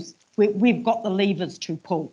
There has been no cuts on things like grants to CCOs and sport or etc. We haven't put those up, so they are still, getting what they're getting. We're only making recommendations around the things that I guess are within our remit, if you like, to cut or make changes to. Okay. Hence why that's happened. Right. Thank you.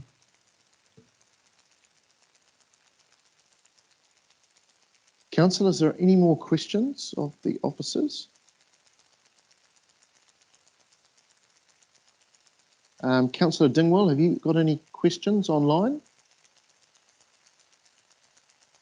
Not at this stage. Councillor Rutherford. Sorry, I did just have one other question I wanted to ask. It was around the proposed reduction of budget around upgrading or replacing technology in the library. And I just wanted to understand whether it was about, I guess I want to know whether there's going to be a reduction of devices available to the public, or whether it's just that they're just going to be a little bit old and clunky for another year. The answer to that is there won't be, I don't think there's a proposed reduction in devices. We did purchase a large amount of laptops and technology to cope with people working from home in the COVID response. And so some of those reductions in the library and in the IT space are, I guess, an answer to that, and that we've already bought a bunch of equipment and it can be repurposed and redirected and the like. Sorry, that's a different line. Sorry. That okay. one's I wasn't listening around... to your question properly then, apologies. Can you ask it again? So I understand that the laptops purchased for the COVID response are going to be redeployed through the organisation. That was really clear in here. That's great. There's a specific line, program 1138, which is a reduction in upgrading or replacing technology that is available in the libraries for the public. So these are iPads and computers that are available in the central and branch libraries. It's a reduction of budget, and I just want to understand whether the number of devices available to the public, if somebody wants to come in and use a computer or an iPad, whether that is going to reduce as a result of reducing the budget, or whether we're just talking about having to squeeze an extra year out of a computer that might freeze up occasionally. I actually don't know the answer to that, in short. I don't know if there's anybody online that can help. I suspect not, because I don't. It's Chris here. I don't know, but I will check with Linda and get back to you on that. But I think I think it was just for replacing existing machines. It's not a reduction, but I'll double check. Thank you.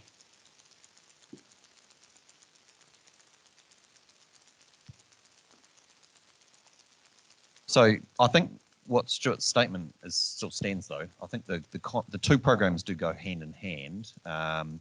Significant number of staff in the CAB had desktop computers, and they were reasonably new. And so obviously we've gone out and bought a bunch of laptops to enable staff to work from home. So the desktop computers can probably be repurposed, just like Stuart was saying. And so, yeah, so I think the comment still stands.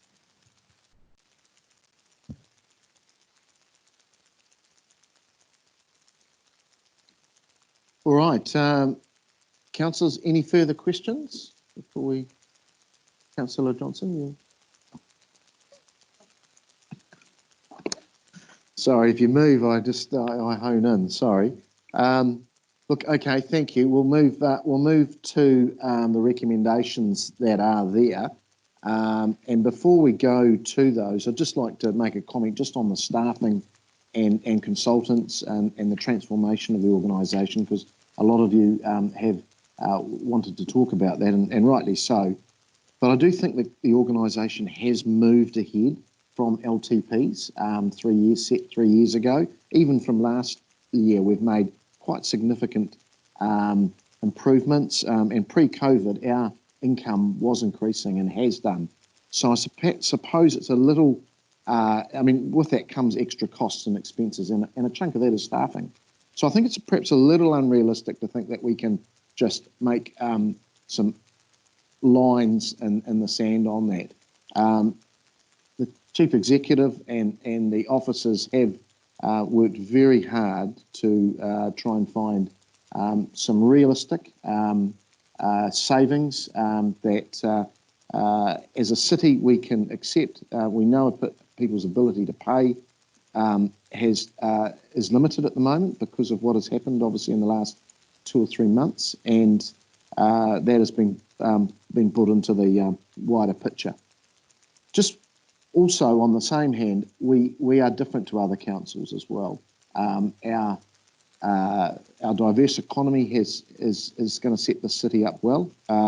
just to give you an example, dividends from airports, we're probably one of the few shareholders or councils that aren't being tapped or asked for income or loans at the moment, and some of our neighbours are all going through that at the moment. So that is one positive. The airport company is still in good health, and it's got a diverse income stream with just not passengers, it's freight, training, and logistics. So please keep that all in mind when we look at these recommendations. We have the first one up on the screen. I think we can probably deal with that one quite easily. That is that the written submissions from the consultation process on the proposed annual budget 2020-21 be received. I'll look to move that separately and ask the Deputy Mayor to second. Thank you. We perhaps, if we want to vote on that one first, and then you maybe leave your comments to the rest of them, if that's fine with everybody. So we'll maybe do that with a show of hands just to make sure that's right. So all those in favour? Against? And that's unanimous. Councillor Dingwall, you were fine with that? Yes, I did raise my hand. Good, thank you. Right, we move to number 2, and this is around that the Chief Executive be instructed to prepare a draft of the final annual budget document for consideration by this Committee of Council at our next meeting on the 10th of June 2020. And it will incorporate A through to F. But I do have a notice of motion there from Councillor Beattie, and I'll let you speak to that, please, around a new D.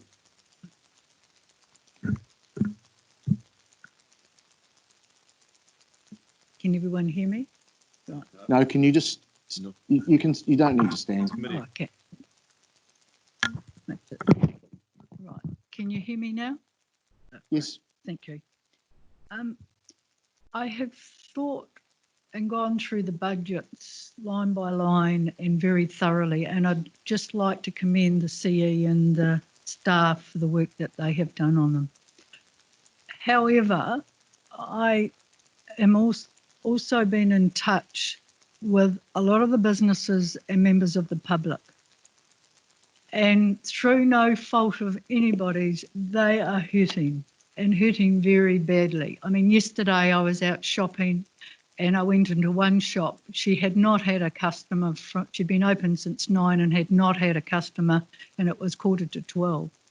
And she was just about in tears. And there's residences, you know, residential people, just everywhere you go, people are hurting. I believe Palmerston North overall, we're lucky that we don't have the peaks and troughs of other cities. When you look at Queenstown, Auckland and some of those, so I think we're going to fare fairly well out of this. And that's why I believe that we can afford to reduce the rates. And again, talking to people, there are some that want 0 rates. And I don't believe in a progressive city that we should be doing that, not with what we want to do in the future. But I believe we've got to have a happy compromise.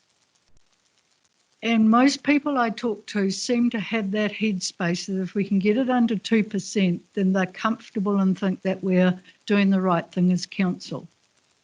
And it's whether financially we are. And going through, I think that's where I think it's a fair setting, if you like, where the rate should be. I'm optimistic that Palmerston North will grow better than some of the other areas. So that means we might have extra revenue, and there will be areas that we will be able to, you know, our costs might reduce or we get more revenue. And I don't want to rate people higher than is absolutely necessary. And this way, it's sort of like a neutral budget. We can cover all our central costs, all our central services. We can cover all of our community support but we really need to look at that final 1.4 million to get that balance right. I have proposed to take out Appendix 4, and there are some savings in that which, if we take that out, that will be calculated within the 1.4. My rationale behind that is because already today we discussed different events and things that might happen or might not happen. And if we leave that for the next 3 weeks till June the 10th, we will have a lot better understanding of what's going to happen in the next 3 weeks, whether some of those items we'll have a chance to talk to Massey, we'll have a chance to have a look at those to say whether we need budget or not. We'll understand how much money there may be coming out there from government support. There's a slush fund out there of several $billion, so we may be able to get our hands on some of that money before June the 10th. And that gives us that opportunity to tidy that up on June the 10th. So what I'm asking is for this CE to find 1.4 to reduce those rates to get it down to an acceptable level to 1.95%. And that will include any savings that may come out of the Appendix 4. Just to add to, a lot of the assumptions that have been made, things like parking, we don't know. We've put 50% in there. You know, we only went down to level 2 a week ago. By June the 10th, we might know how close we are going to level 1, and if we go to level 1 closer, then things may be better. If we don't, it's going to be worse. So some of these revenue assumptions are a little bit fluid. So I would like to err on the side of the ratepayer this time so that we don't go 6 months' time, and if our budgets are a little bit better, we're not going to be in that area to say, well, actually, we overrated them in a time where they just couldn't possibly afford to be overrated. So that is my rationale. Thank you. Thank you, Councillor. I'm quite happy to second it. And I'll just give you my views on that before I open it up for comments from others. Thank you, Councillor, for putting something up. I think your reasoning is, I agree with everything that you've said. I think it's on one hand, it's people's ability to pay. We've spoken about that. We know about the hurt out there. But this motion is very much about balance. It also doesn't affect the staffing or the ability to resource or continue to move the city ahead. As Councillor Beattie said, we are progressive and we are different to some other centres. I won't name them for fear of them getting repeated in the media, but there are some real cop cases around New Zealand, but we're not one of them. But by the same token, we have to be respectful of what people's ability to pay is. I too am optimistic that we will come out of this well, but it will take some time. I just had 3 hospitality people ringing me yesterday with their tales, and it wasn't good to hear, to be fair. So there is some hurt out there. But what this does, it does stop a bit of the horse trading at this stage because we are guessing a little bit on some stuff. It gives the CE, the staff, some more time to sort some of those item questions that a few of you brought up. And it does, as Councillor Beattie says, that we can perhaps make some better assumptions around some of the parking, some of the fees that we are a little bit unsure, and we've erred on the side of real caution. We'll know also where we sit with the government's shovel ready fund, and that will determine some things for us as well. So I do ask you to support this. I think it's fair and reasonable. It sends a good message that we've listened to people in the community. Yes, I know that we have proposed on different, our consultation document was different, but obviously COVID has really, really affected that. So we must take heed of that. So I'll open it up for any comments. Councillor Naylor. Thank you, Mr. Mayor, and thank you, Councillor Beattie, for putting this option in front of us. I think I really support this approach to hand over that ability to the Chief Executive to determine how that should be applied. I think history shows that it's a very challenging task for us as elected members to get a majority agreement on enough items to really make a significant enough impact to reduce the rates to where we would be comfortable given the current situation. And I think the impact of COVID on many of our communities, individuals and businesses is significant already and has the potential to be significant going into the coming year. So I think it's appropriate for us to have a compassionate but yet a responsible approach to how we set the rates. I obviously, you know, if I was just thinking about the ratepayers, I mean, I would love to deliver a 0% rates increase, but, you know, and I've had a really good look at the numbers and tried to work out whether that's something that's realistic or you know, how we could achieve that. And I really don't think that it would deliver on the goals and aspirations that we have on as a council. But I do believe that we could get it a bit lower than this. I just so you're aware, I'm not in case some of you haven't seen your emails. I have as a backup plan or a plan B, I have got a list. I put together a list of potential savings if this motion were to fail. That would achieve savings of around a further around 1.1 million. And so I just wanted to do that exercise to see how that would look, and that would be without, I believe, having an impact on staffing in terms of, you know, I think we're agreed that we don't want to see redundancies and that sort of thing. I think striking the right balance between doing what we need to do as a council to stimulate the economy, yet having that restraint to ensure that our approach is compassionate towards ratepayers, I mean, is obviously tricky, and that's the debate we're here to have today.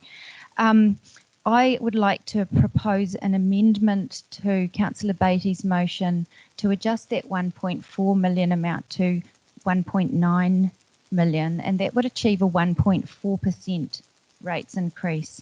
My rationale for that, I guess, is the items that I have been able to identify, and that along with the items that are identified in Appendix 4 could actually achieve a similar result. But I think the approach to actually hand that over to the Chief Executive is perhaps a more achievable way of getting there.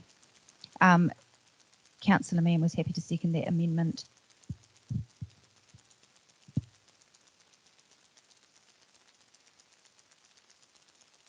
So is that in, Councillor, is that in with the I can bring it. It's not much to change. It's just changing the number. If it's an amendment to this, we'll have to deal with it first. Yes. Yeah. I realise that.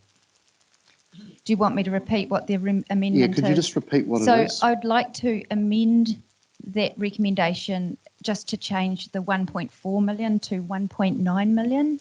So it's just a further 500,000. And that would achieve, based on my assumptions, an rates increase of around 1.4%.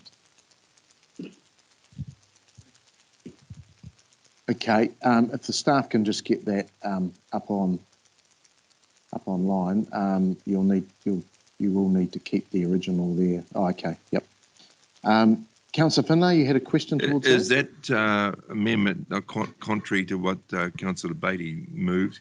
Councillor Beattie moved that the CEO have a look at it, whereas Councillor Naylor is giving a list of things, so that is contrary. I can clarify that. Sorry, I was just giving advanced information that if this substantive motion or the amended motion failed, that would be a secondary option, which I'm not suggesting is a better option. I'm just saying that's there as a backup option, and it's an exercise I've done to look at how it could be achieved. I'm not suggesting that that would be what the CEO would have to do. What this recommendation gives the instruction to the CE to determine that herself.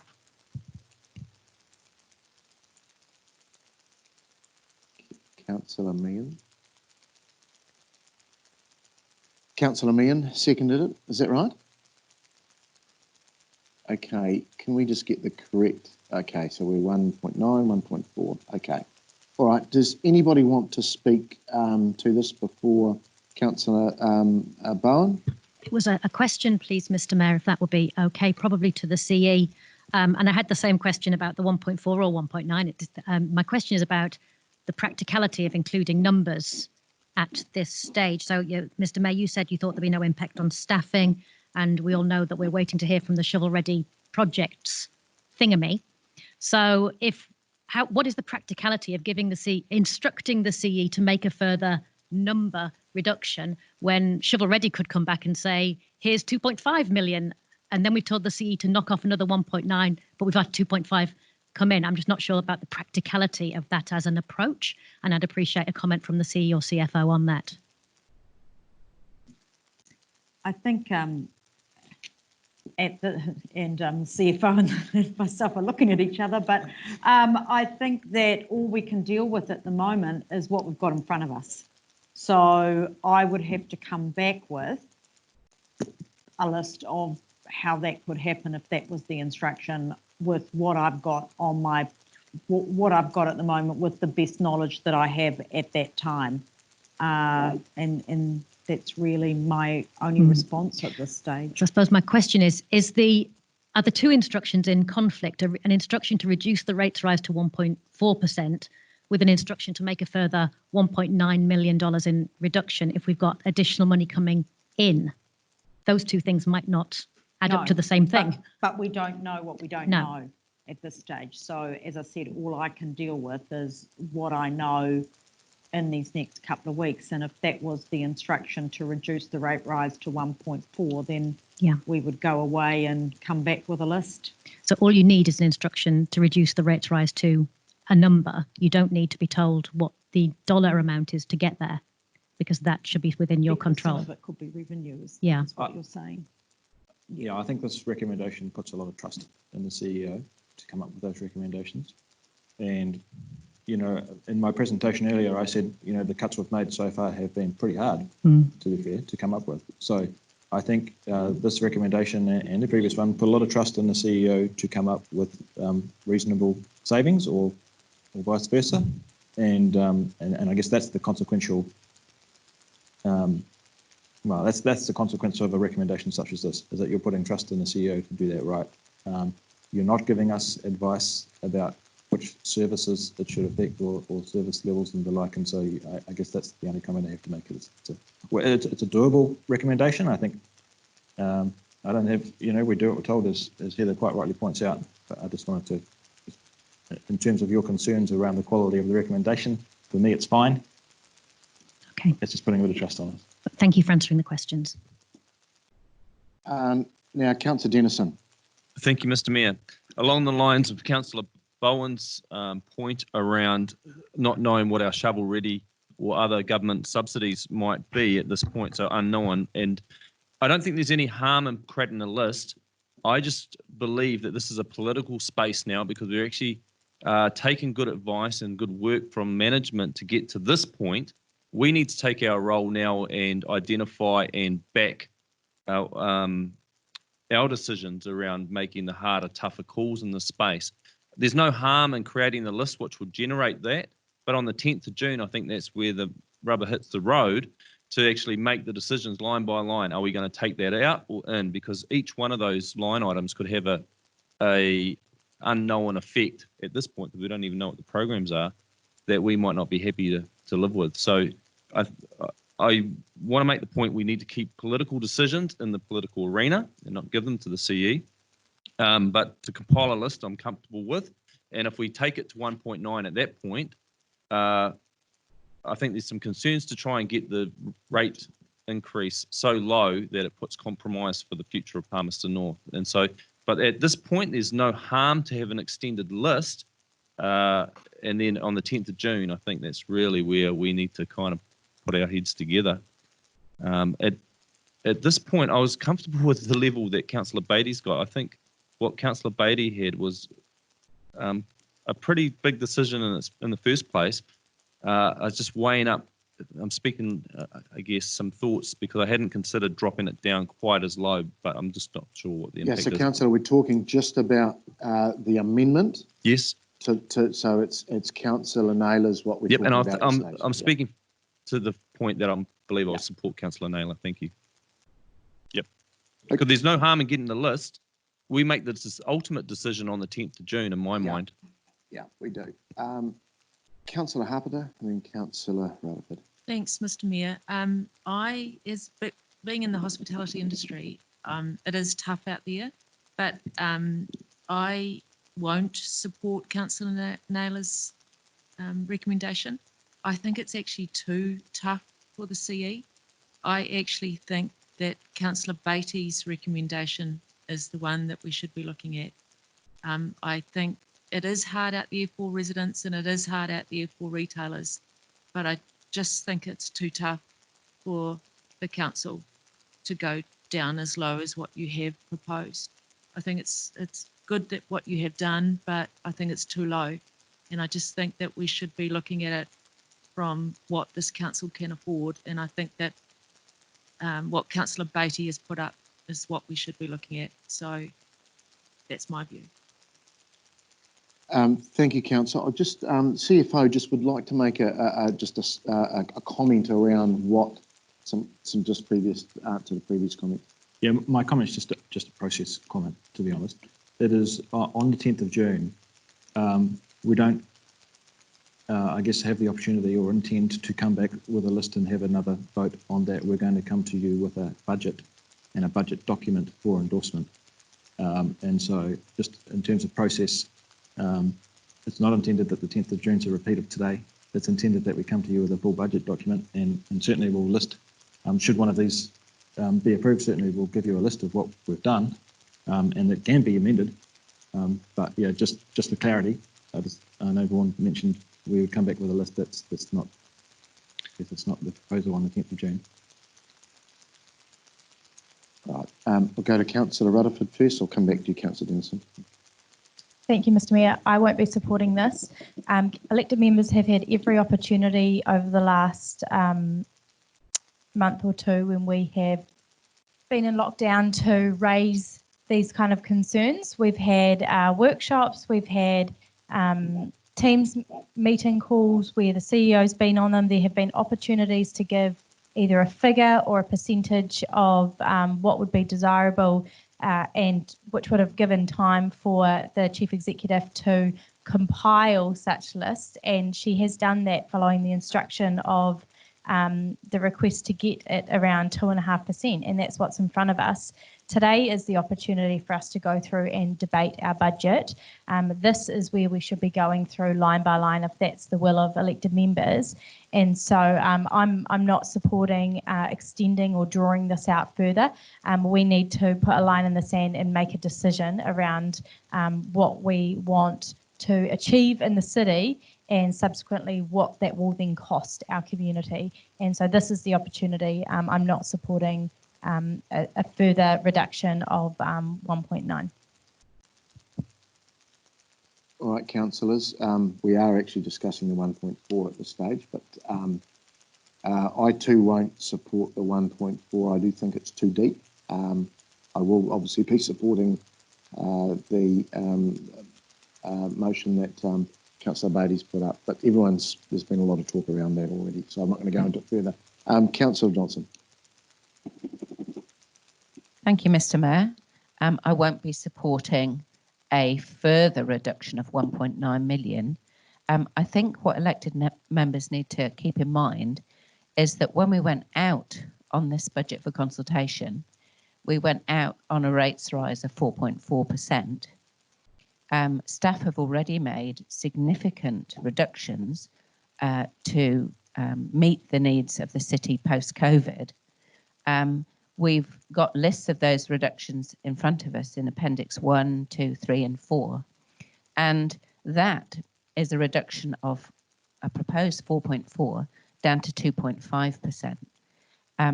I personally support the line items that have been brought to us, and I certainly came here today happy to support those proposals and to go forward on a 2.5% rate increase.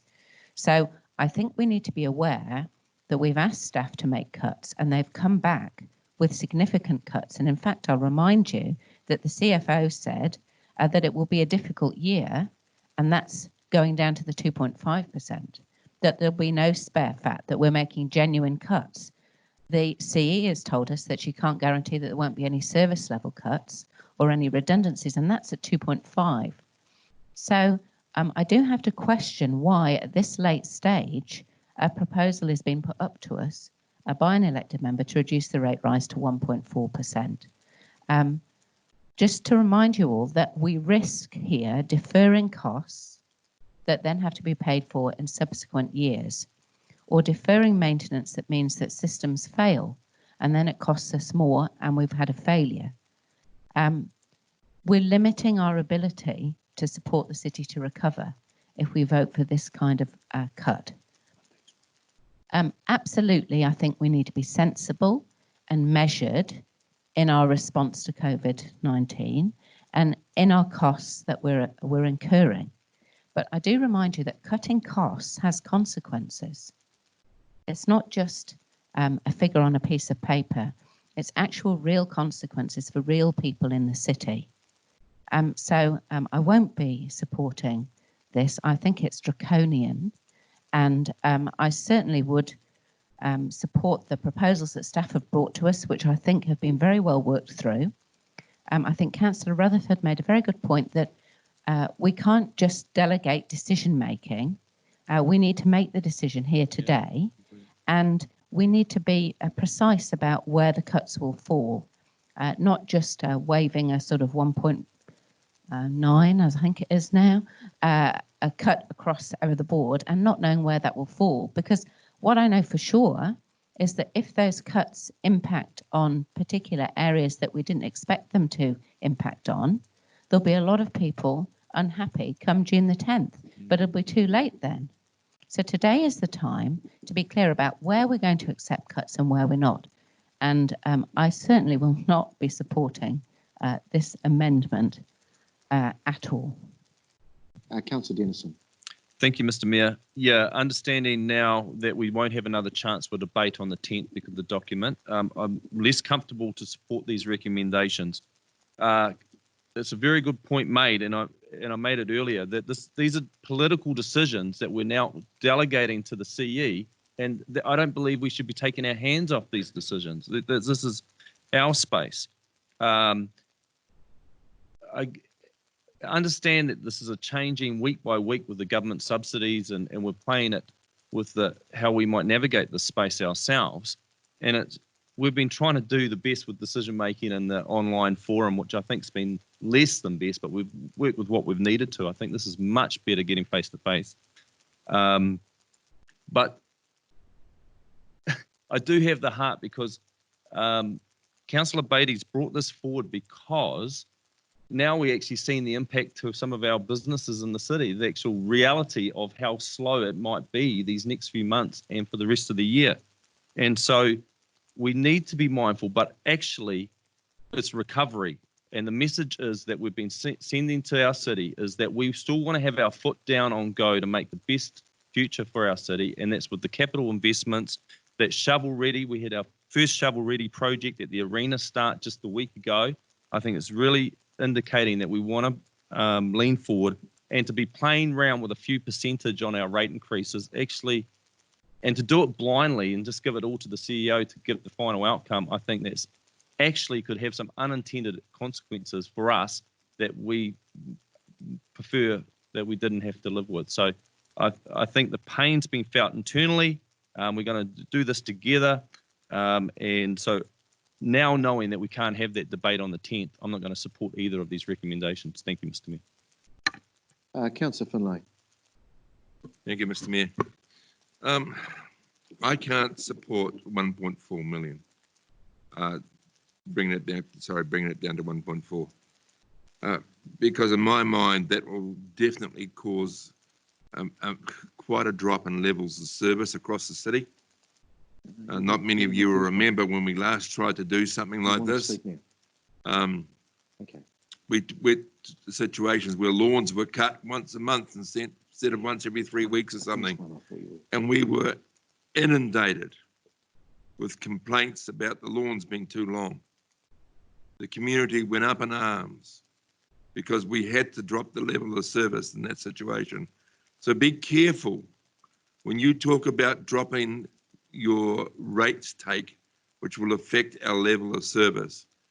People in our city don't want the level of service dropped. Because every time we've tried to do it, there's been an uproar. I don't think it's fair for us to turn around to the CEO and say we want another 1.1% rates drop. And you sort it out. That's our baby. I can accept the 1.95 because I think we can do it just maybe. But I would also be supportive if the CEO comes back and said to us, I can't make the 1.95, I can get you down to 2.2 or 2.1. But 1.4, I think, is stargazing. And it's going to affect everybody in our city because it will affect the level of service. I don't want to see a situation like we have in Wellington where the sewage pipes are exploding in the middle of the main street and the whole street's closed off for months because our level of service has been held back. Let's be a little bit realistic here, shall we? Unfortunately, costs do go up. Councillor Dingwell, you've been waiting patiently. Thank you, Mr. Mayor. So from my perspective, so we know that COVID-19 is causing hardship to businesses and individuals throughout the community. We know that this is happening. We know that now is not the time for austerity, but the same experts who have been telling us that have been saying that we do need to put a ruler over each of our expenses and, you know, look at ways to cut operating costs. Those have been the specific bits of advice that we've been getting in terms of local government. We know that our revenue is taking a hit. We know that we need to find the balance somewhere between looking after our city and making sure that our residents can actually afford to live here. When I look at my own rates, having just become a homeowner last month, my rates are already 2.5K, which is pretty high. So when you start to look at how much that can increase, we know I feel like each bit does have a huge impact on people's ability to actually pay those bills and stay in the city. However, I do think that as councillors, we provide the vision and the goals and the budget, and we employ the CE to figure out how to make those things happen. So I feel that the CE actually has more access to the finer details in each of the lines. You know, she knows our operations in each of the areas more than we do. You know, we have the higher level finances, but she can look deeper and see exactly where there are potential cuts in each of these areas, and they've already done some of that. So I guess for me, I'm looking at this and I'm feeling like I would expect that the CE would prioritize things like, you know, the social well-being of our city, because we are in a COVID situation and we know that people are hurting. So I do feel that as councillors, we can actually trust her to make the right calls in that environment. Having said all of that, I do think that the 1.4% is a little low, and it's quite far away from the 4.4 that we originally started with. So I think for me, I would not support Karen's one, but I would support Susan's one, because I think the 1.9 is a bit more manageable, because we do have to come up with that balance. And I would be finding it difficult if we ended up saying, you know, actually we need, I do think that having a lower rates would have a better impact on everyone throughout the city, but not too low. So yeah, my thoughts. Thank you, Councillor. Councillor Butt. Thank you, Mr. Mayor. I'm probably the most inexperienced person in this regard, but I'm a bit confused with the term comfortable increase. Do we have a scientific data which says that this is the comfortable level for the people to increase the rates? We have done lots of discussion.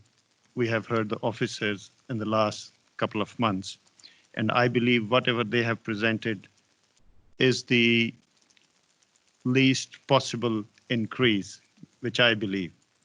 If a person discussing with you that they haven't got a customer for the last 4 or 5 hours is enforcing you to reduce the rates another 1%, what about the people who are asking for the 0 rates or rate freeze? Why don't we listen to them? So there is a difference between a wish and a practical, right?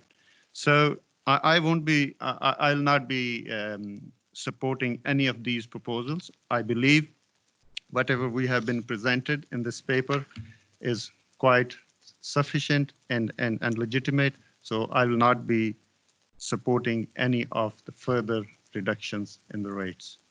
Thank you. Councillor Barrett. Thank you, Mr. Mayor. We seem to have jumped from a motion to a whole lot of comment on it without the opportunity for question. I did actually have a couple questions pertinent to it. The amendment came in. You were right in the list for the original motion. So my apologies, it got everyone jumped in. So that's all right. Happy for some questions that are pertinent to either. Yeah. So I guess for the mover, I'm trying to understand the so why specifically looking at just the OPEX side of the coin, and if the intent is to pass it back to the CE, why not pass it back in the most open way possible to look at the whole budget? Are you asking me or Councillor Beattie? Okay. From my view perspective, I think the cost of the capital program and the renewals all have a contributing effect of the operating expenses. So if those were to be adjusted, I wouldn't have a problem with that.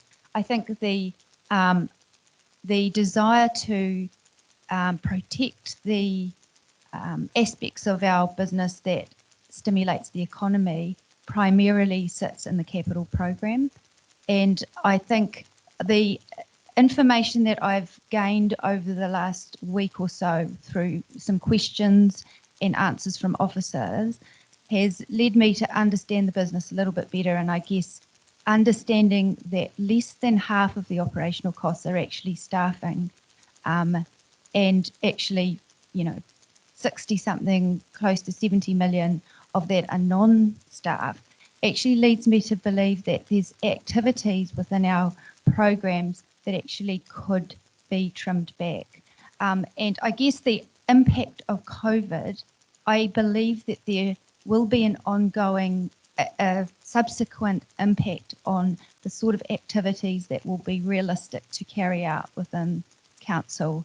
And so I think there will be a reasonable expectation that some of those activities can be and should be pulled back a little bit for a time. So the approach that I'm taking here now is not probably one I would support in a general annual plan debate, but I think we're in extraordinary times in terms of us needing to have a response to the COVID situation. And that leads us to having a lot of information put to us quite late in the piece, as recently as yesterday and the day before. I acknowledge the huge effort that's gone in by staff to get us to where we are now and the information that is in front of us. I guess what I'm suggesting that it doesn't go quite far enough. From having recently listened to the submissions from our community who are appealing to us to say, please don't give us a rates rise. I guess I'm saying, what's the best way that we can respond to that in a reasonable and fair way? And I think this would achieve it. Thanks for that.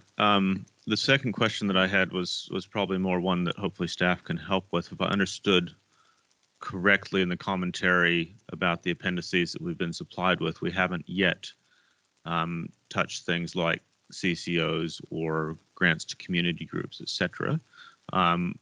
If you were to receive this instruction, what might be some of the options that might need to come on the table?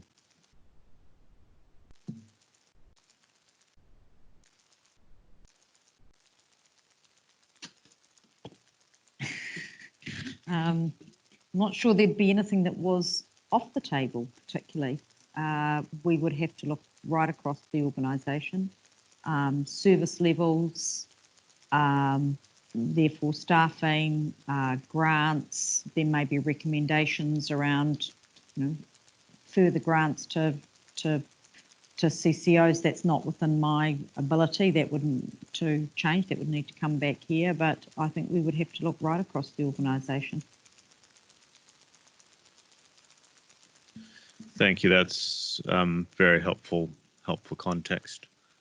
I do have a comment as well, if you're happy to leave it with me. Yeah, let's get out of the way, please, okay. if we can.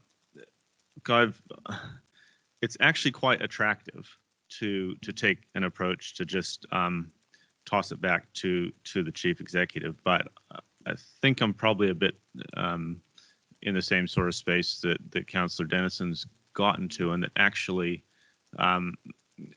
the chief executive's brought us quite a comprehensive list to actually work through, and a request to work through that list. And I think it would be far more prudent of this council at this point to get to work on that list. And after we've done that work, if we still feel that something is needed, that we then pick up this opportunity in, albeit a modified form, to perhaps ask for some additional investigation in some particular area if we feel that there is a stone that has yet been unturned. But we have had quite clear indication from the chief executive, from the chief financial officer, and others that the stones have been turned, that they've looked, that they've brought us actually quite a substantial package. And I do think that there is political work to be done here to actually work through that list, make the appropriate decisions, fall as they may, and then decide if there's additional work. I feel like what we have in front of us is actually quite preemptive and is stepping aside from the direction that I think we need to take and own as a council, which is to actually address the proposal that came to us through the papers. Okay, Councillor Meehan, and then I'll go back to you, Councillor Naylor, for a right of reply. Thank you. I do second the motion 1.4 for the amendment. And I just think, as Councillor Beattie has pointed out quite clearly, there's people out there really suffering. More businesses will close, we know that. Councillor Dingwell has pointed out about just going into a home, what it's costing her in rates. There's householders where both two incomes have been lost. There's no income coming in. All these things we need to think of when you're responsible. I totally agree with Councillor Dennison on the views that it's our responsibility. But I think time-wise, I totally agree that the CE is in the best position to actually know what can be done and what can't be done to make the cuts, to bring it down to that level. And yes, I agree with Councillor Dennison. We probably need more time once she's done that, once the CE's completed that work, then to debate it again. And maybe that's the best option, because it is line by line. It is our decision. I get a bit confused with things we do, like not charging for parking in the city, and lose that revenue. When we sit around as a council and want to encourage people to ride bikes, walk, and take public transport, but we're looking at vouchers and stuff and giving free parking to encourage them to drive their cars. I get a bit confused with that. You know, we either stand on one side of the fence or the other. We can't sit on it because it might be a picket fence. You know, so I will support this. We are in a very different time. You know, COVID doesn't come around too often. I haven't experienced it before. Maybe anybody else. Okay, so it is our right to make the right move. I believe the CE is in the best position to know where those cuts are best made, and I don't think the sewer pipes are going to blow up. I think we'll get through that. And yes, it might put a bit of extra cost on up the road. Okay, but we have to deal with that when we have to deal with it. We have to deal with right now. And right now, people are really hurting out there.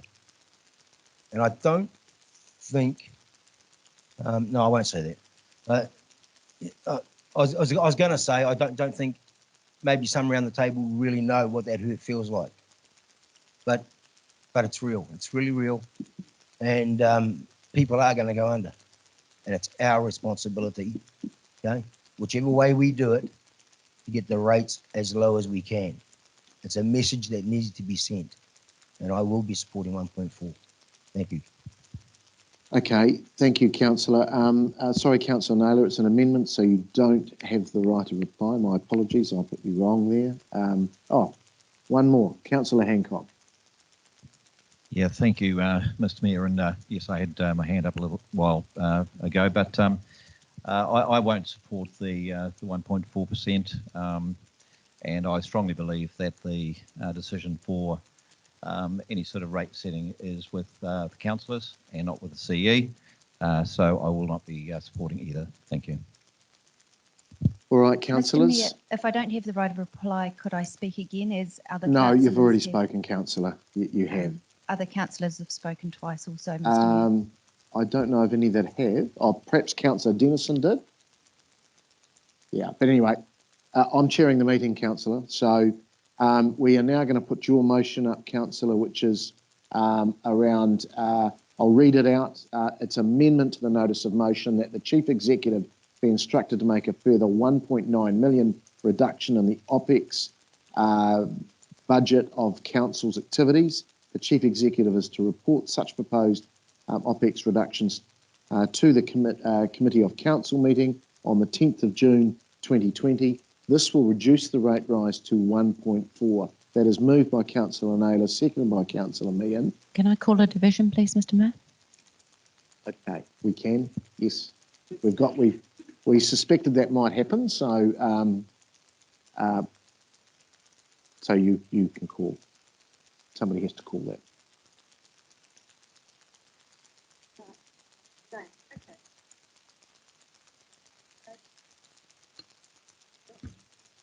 Councillor Meehan? For. Councillor Bowen? Against.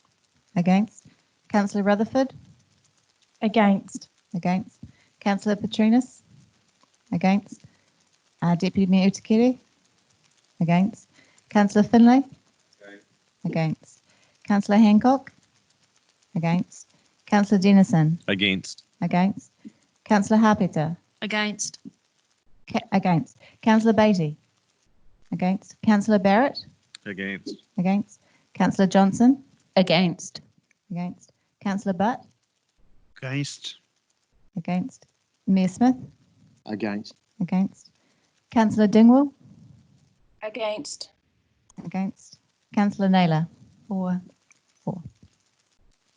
So that's 2, 4 and 14. So that amendment has failed, 2 for and 13 against.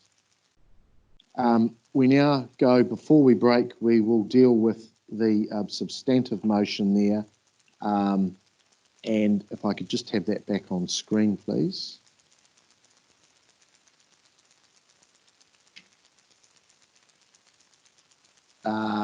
That the Chief Executive be instructed to make a further 1.4 million reduction in the OPEX budget to the Council's activities. The Chief Executive is to report such proposed OPEX reductions to the Committee of Council meeting on the 10th of June 2020. This will reduce the rate rise to 1.95. It is moved by Councillor Beattie, seconded by myself.